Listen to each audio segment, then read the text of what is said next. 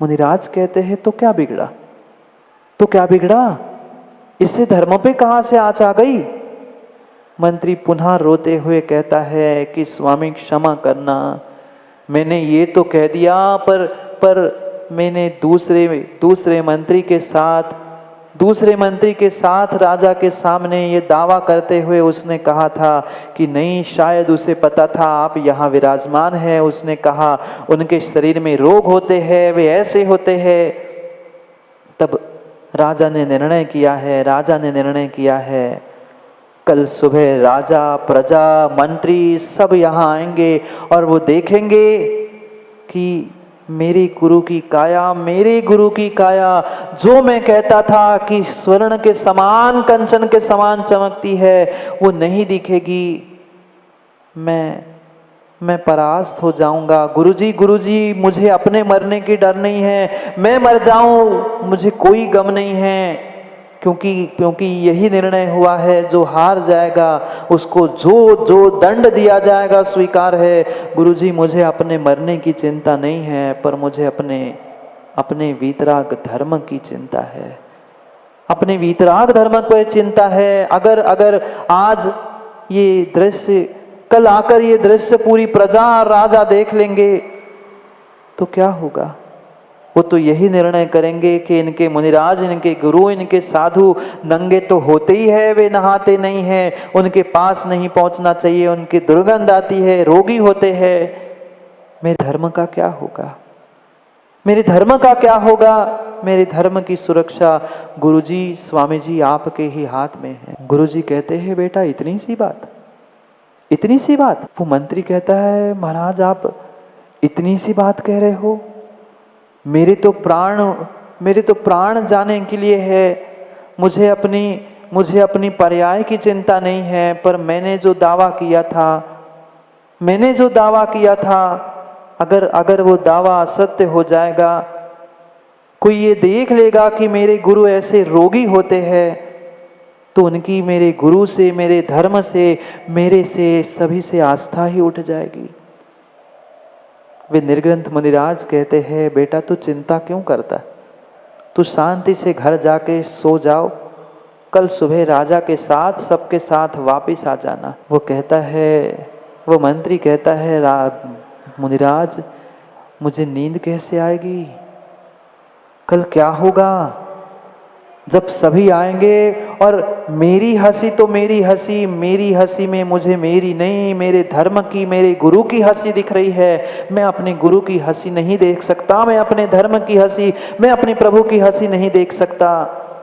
गुरु कहते हैं बेटा गुरु पे विश्वास है ना, तुम्हें गुरु पे विश्वास है ना, तू घर चले जा, शांति से सो ले और सुबह सुबह जैसे ही सूर्योदय हो सबके साथ आ जाना और तुम देख लेना। उससे रहा नहीं जा रहा था, पर गुरु की आज्ञा मानते हुए वह मंत्री अपने घर लौट जाता है। पर सम्यक दृष्टि जीव धर्म पर आए आँच, गुरु पर आई हुई आँच को देखते हुए कैसे सो सकता है। सम्यक दृष्टि धर्मात्मा की बात कर रहा हूँ। आप अपना अपना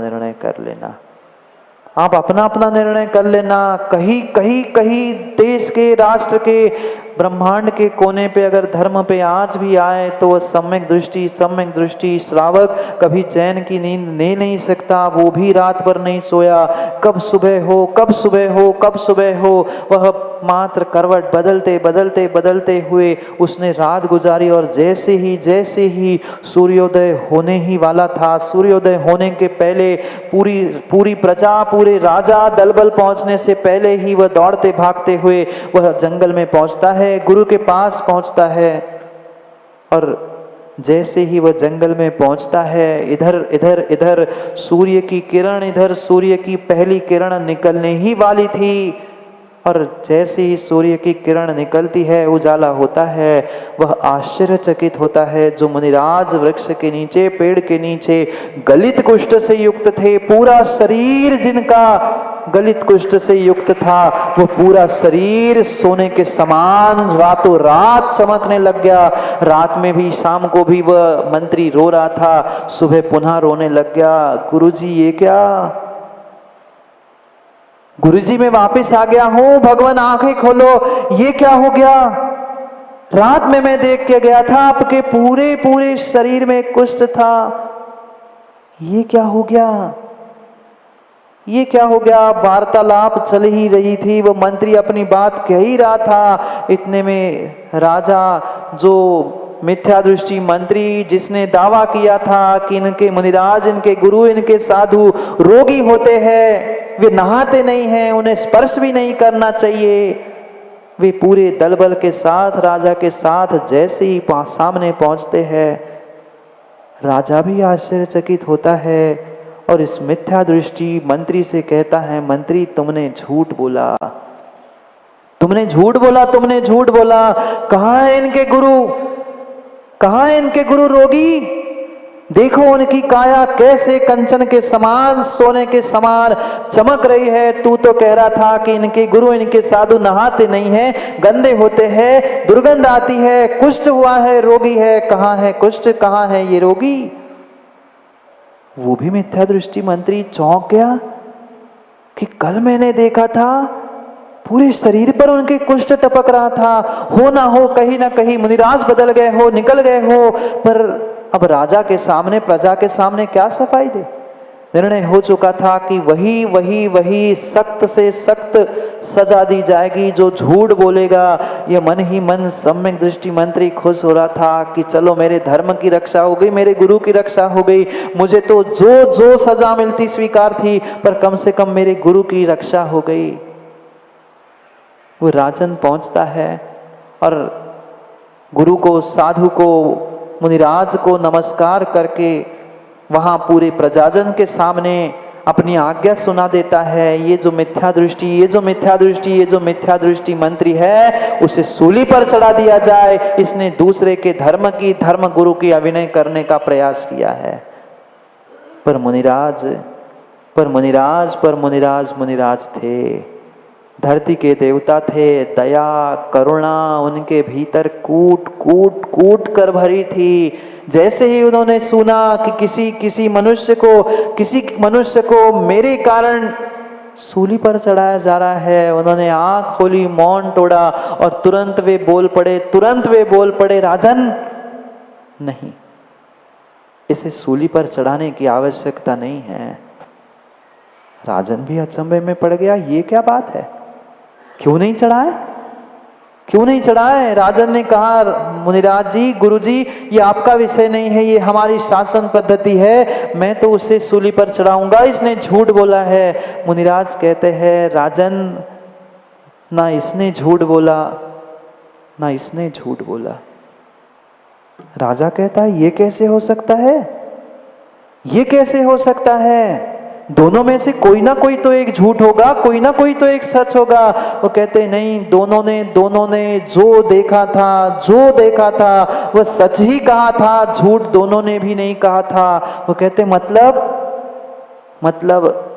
वे निर्ग्रंथ मुनिराज कहते हैं, इधर देखो, जो ये छिंगली है, छोटी सी जो आखिरी उंगली होती है, आखिरी उंगली में, आखिरी पौर में, आखिरी टुकड़े में मुनिराज ने वह गलित कुष्ठ अभी बचा के रखा था। ये ऐसा कह दो, कुछ दिखाने के लिए उन्होंने अभी रखा हुआ था कि देखो, ये मेरी उंगली में अभी भी कुष्ठ है, अभी भी टपक रहा है, कल शाम तक, कल रात तक मेरे सर्वांग में यही कुष्ठ था।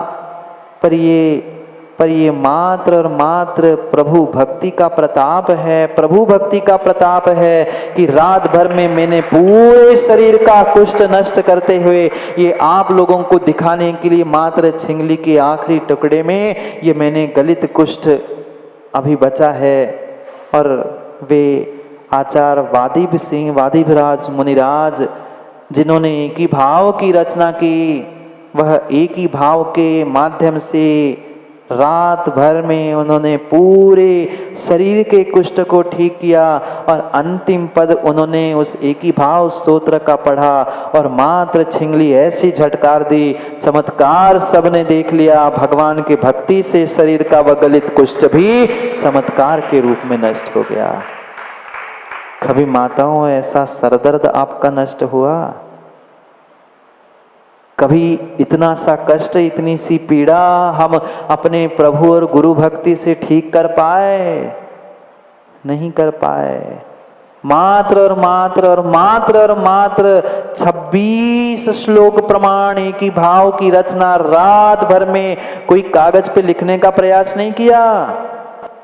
मात्र मन ही मन में प्रभु से ऐसी प्रार्थना, प्रभु की ऐसी भक्ति की, किसी प्रकार से भीख नहीं मांगी, किसी प्रकार से भीख नहीं मांगी। आप हमारे पूर्वाचार्यों के लिखे हुए चाहे भक्तामर स्तोत्र, चाहे स्वयंभू स्तोत्र, चाहे एक ही भाव स्तोत्र, चाहे कल्याण मंदिर स्तोत्र को खोल कर देख लेना। कहीं भी आचार्य ने ये नहीं कहा है कि भगवान इतना तो दे दो, मेरे कष्ट दूर करो। वादिराज मुनिराज ने इतना ही कहा, भगवान मैं ध्यान के माध्यम से आपको अपने हृदय में आमंत्रित करना चाहता हूं, और आप ऐसे टूटे फूटे गलित कुष्ठ वाले शरीर के मन में कैसे निवास कर सकते हैं? आप परमात्मा हैं, आप जहां विराजमान होते हैं वहां सिंहासन अपने आप सोने का हो जाता है। मुझे विश्वास है, मैंने आपको मन में धारण किया है, मेरा शरीर भी सोने के समान चमकने लग जाएगा। ये थी भक्ति, ये थी भक्ति, ये थी भक्ति, ये थी भक्ति। प्रार्थना भी थी, भक्ति भी थी, पर कोई मांग नहीं थी। सम्यक दृष्टि सच्चा भक्त गुरु और प्रभु के चरणों में बिना मांगे ही सच्ची भक्ति और सच्ची प्रार्थना से सब कुछ प्राप्त करता है। हमें मिला नहीं है, मतलब हमारी शक्ति में, हमारी भक्ति में अभी शक्ति कम बढ़ रही है। हमारी श्रद्धा में कहीं कमी है, हमारे श्रद्धा में कहीं कमी है। विश्वास मानो, श्रद्धा के साथ, शक्ति के साथ एक बार भक्ति करके देख लेना। शरीर के रोग क्या, आत्मा के जन्म जरा मृत्यु रूपी रोग भी इस भगवान की भक्ति से ही नष्ट होते हैं। बिना भक्ति के तीर्थंकर पद भी प्राप्त नहीं होता। अभी 16 कारण भावनाएं पूर्ण हुई। 16 कारण भावना के व्रत कई ने किए होंगे, मालाएं फेरी होगी, उसमें चार भावनाएं भगवान की भक्ति की। और भगवान नहीं, चाहे भगवान हो, आचार्य हो, बहुश्रुत हो, पर 4 भावनाएं भक्ति की है। पता है 16 करण भावनाएं होती है, उसमें से एक चौथाई भक्ति है। फिर काला जी, ये आपके मित्र कैसे कहते हैं कि भक्त नहीं भगवान बनेंगे? पूछ लेना उनसे जाकर, विजय जी आपके मित्रों से पूछ लेना, कैसे बिना भक्त बने तुम भगवान बन सकते? ज्ञानी, भक्त बनना सीख लो, पहले भक्त बनना सीख लो, पहले भक्त और भक्ति के मायनों को सीख लो, तभी कुछ भगवान बनने की तुम्हारी आकांक्षा, तुम्हारी चाह पूरी हो सकती है, अन्यथा होने वाली नहीं है। एक तीर्थंकर के इतिहास को खोलकर देख लेना। जितने तीर्थंकर हुए, वे प्रत्येक तीर्थंकर ने पिछली पर्यायों में निर्ग्रंथों की, साधुओं की, गुरुओं की और भगवंतों की भक्ति की है, जिसका प्रतिफल अगली पर्यायों में उन्हें तीर्थंकर पद और मुक्ति पद प्राप्त हुआ है। पूछो ना, पहले आदिनाथ भगवान से ही पूछ लो। जंगल में कभी निर्ग्रंथों की भक्ति की थी, नौदा भक्ति की थी जंगल में, याद है कि नहीं है? श्रीमती वज्रजंघ की पर्याय में दोनों ने जंगल में जाकर नौदा भक्ति की थी। उस नौदा भक्ति का फल मिला था कि अगली पर्याय में भले ही 10 लगे हो, 50 लगे हो, पर कल्याण तो हुआ। सोचो, विचार करो। हमें अपने जीवन को बदलना है, तो जो ये भक्ति रूपी केमिकल रिएक्शन है, मुझे आत्मसात करने की आवश्यकता है। कभी हम प्रभु के पास पहुंचकर, कभी हम गुरु के पास पहुंचकर झकझोर ही नहीं जाते, क्योंकि मात्र एक फॉर्मेलिटी की तरह हमने पूजन पाठ दान देना ये व्यवस्था सीख के रखी है। कभी निर्ग्रंथ के हाथ पर ग्रास रखते हुए, कभी उनके अंजलि में द्रव्य रखते हुए आंखों से झलझल पानी बहा। कभी भगवान की पूजा अभिषेक करते हुए रोमांचित होए, पूरा शरीर रोमांचित होना चाहिए, तब तो कभी हमारे भीतर के रोग और भीतर की पीड़ा कष्ट दूर होने की संभावना है। पर रूटीन जैसा ये देव शास्त्र गुरु की आज पूजा पढ़ना है, आज सोमवार है, चंद्र प्रभु की मंगलवार है, इसकी रविवार को इनकी पूजा कर ली, आधा घंटा हो गया, इधर उधर की बातें हो गई, पहुंच गए घर। क्यों नहीं बदल रहा है जीवन? क्यों नहीं बदल रहा है जीवन? आज काम कुमार नंदी महाराज यही कह रहे, ज्ञानियों, तिर्यंच और मनुष्यों में कोई महान अंतर है तो मनुष्यों को मनुष्य पर्याय मिली है गुरु और प्रभु की भक्ति करने के लिए। एक तिर्यंच ने भी तो भक्ति की थी, एक तिर्यंच ने भी भक्ति की थी। तिर्यंच के पास शक्ति नहीं थी, फिर भी एकमात्र कमल की पंखुड़ी क्या ले गया था? कमल जी क्या ले गया था? कमल भी ले जाने की, फूल भी नहीं, अरे फूल भी नहीं ले गया था। फूल नहीं समझे? अरे फूल भी नहीं ले गया था। आप तो फूल हो, आप तो फुल हो संजीव जी। आप FULL और FOOL दोनों फुल हो। उसके पास तो फूल नहीं था, मात्र एक फूल की पंखुड़ी ले गया था। एक शब्द को अनेक प्रकार से समझना, फूल यानी फूल और फूल यानी फुल, अनेक प्रकार के। तुम्हारे पास तो फूल ले जाने की गुंजाइश थी, उसके पास फूल ले जाने की कोई गुंजाइश नहीं थी। एक पंखुड़ी, वो भी अपने मुख में दबाकर वह मेंढक पहुंचा था। सोचो, विचार करो, चित्रों में तो वह कमल का फूल दिखाया जाता है, पर फूल उठाने की भी उसके पास, अरे मेंढक कितना बड़ा फूल उठाता। एक पंखुड़ी मात्र प्रभु भक्ति से वह लेकर निकला था। महावीराष्टक पढ़ते हैं ना, यदर्चा भावेन प्रमुदित मनादर्दुरैः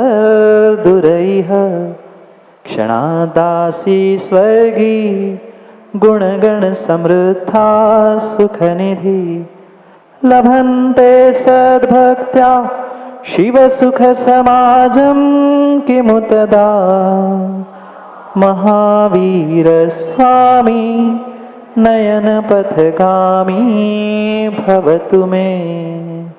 उस महावीर भगवान की भक्ति के लिए एक मेंढक मात्र अपने मुख में कमल की पंखुड़ी दबाकर दौड़ पड़ा था। पहुंच नहीं पाया समोशरण में, श्रेणी के हाथी के नीचे मर गया। पर कितना उसका श्रद्धा का भाव था, क्या उसकी भावनाएं थी। अभी भगवान के माताओं दर्शन नहीं किए थे, मात्र भक्ति से ओत प्रोत भरा हुआ यदर्चा भावे न, अर्चना के भाव से, भक्ति के भाव से निकला हुआ मेंढक मरने के बाद वह श्रेणिक बाद में पहुंचा, पर वह स्वर्ग में पहुंचकर स्वर्ग से तुरंत देव बनकर क्षणादासी स्वर्गी, एक क्षण नहीं लगा। वह अर्चना की, पूजा की, भक्ति की ऐसी भावना, प्रबल भावना थी कि मेंढक देव बनकर वह श्रेणिक से पहले पहुंचा और भगवान के सामने समोषण में हाथ जोड़कर वह विपुलाचल पर खड़ा हो गया।